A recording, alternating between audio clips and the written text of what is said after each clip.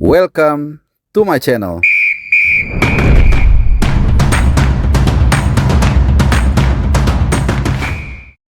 Ya, halo, selamat hari Jumat teman-teman semua dimanapun kalian berada. Kembali lagi di channel Bung Harpa dan tentunya semakin gak sabar ya menunggu pertandingan timnas Indonesia yang dalam ya mungkin gak lama lagi, sekitar 12 hari lagi kita akan menjalani pertandingan ke-9 ya, kualifikasi Piala Dunia round ke-3 dari grup C, yaitu kita akan menghadapi China di Gelora Bung Karno tanggal 5 Juni dan lanjut 5 hari kemudian kita akan away ke Jepang untuk menjalani pertandingan terakhir dari round 3 kali ini.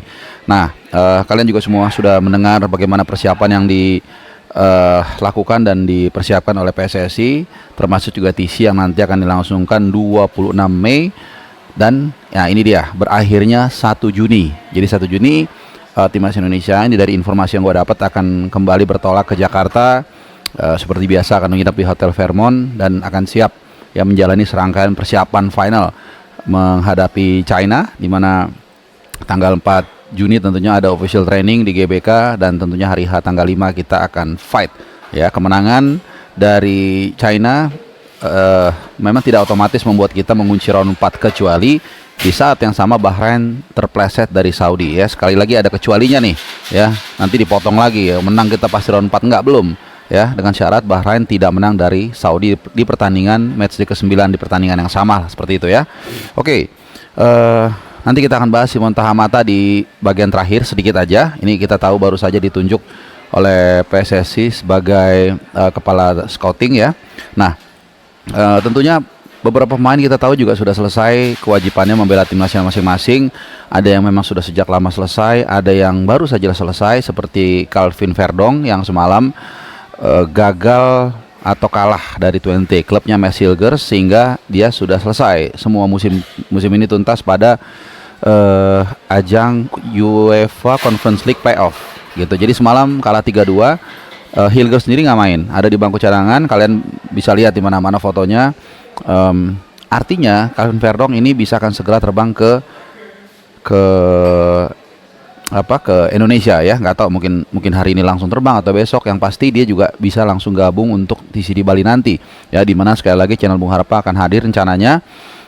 Sementara Mads Hilgers ya, walaupun dia masih cedera, kita nggak tahu apakah kemudian dia ya sekalian absen juga, kita nggak tahu kondisi terakhirnya, tapi dia sudah duduk di bangku cadangan kemarin. Ini salah satu indikasi bahwa cederanya nggak terlalu parah ya. Kalau parah banget kan pasti dia mungkin di rumah sakit atau ada terapi yang berkesinambungan dan sebagainya. Nah, tapi kita tunggu karena nanti Twente masih akan menjalani satu pertandingan lagi kalau nggak salah tanggal 25 di final playoff UEFA Conference League. Nah, artinya Hilgers yang agak telat datang atau bergabung ke Indonesia ya, kalau memang dia fit ya nanti setelah ini, maka dia gabungnya akan telat. Tapi kita nggak tahu juga nih, karena secara aturan itu nanti pendaftarannya itu 30 pemain itu H-7 ya. Kalau kita main tanggal 5 itu berarti tanggal 30 Mei lah, itu akan menjadi finalisasi 30 pemain yang akan dibawa oleh Patrick Kluivert, Denny Lanzat dan juga Alex Pastoor untuk menghadapi dua match pertandingan, satu match ini dua pertandingan, yaitu menghadapi China dan Jepang ya.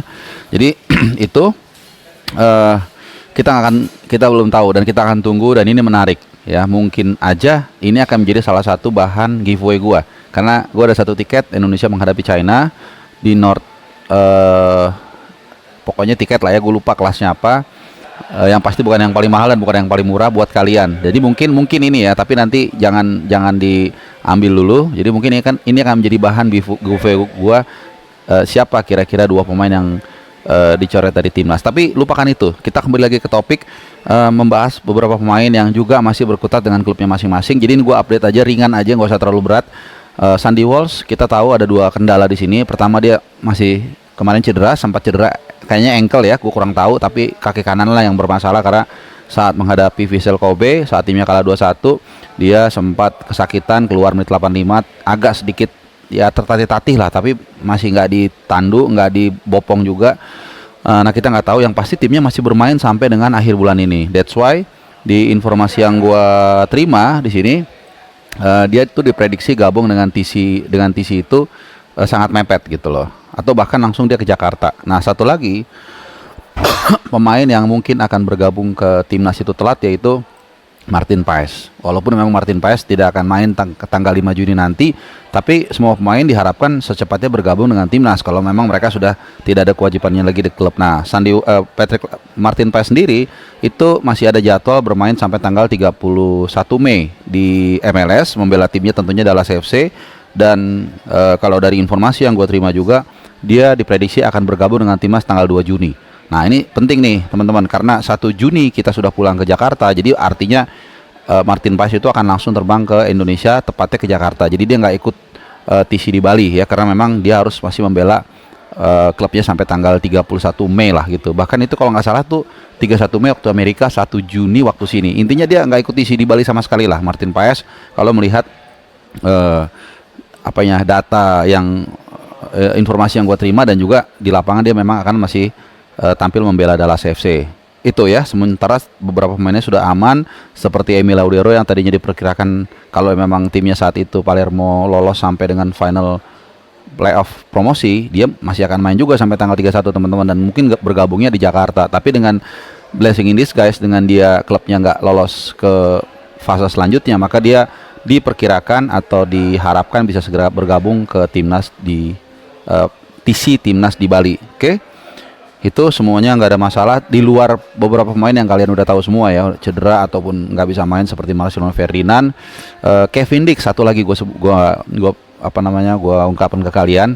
Ini sejak awal gue memperkirakan dan sudah melihat fakta dan juga informasi yang kita dengar dari statement dia mengatakan akan berusaha keras, akan in time, sehat. Ya, ini semangat yang positif, tapi di sisi lain juga menunjukkan kondisinya masih belum jelas gitu, belum clear apakah dia bisa in time atau enggak.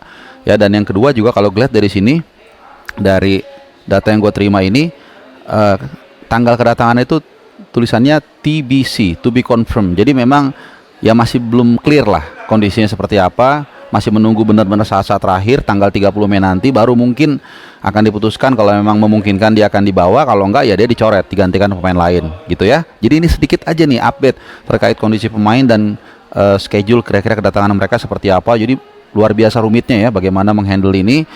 Jadi ya mudah-mudahan semua bisa berjalan dengan baik. Dan terakhir, seperti janji gue, kita akan bahas soal Om Simon Tahamata.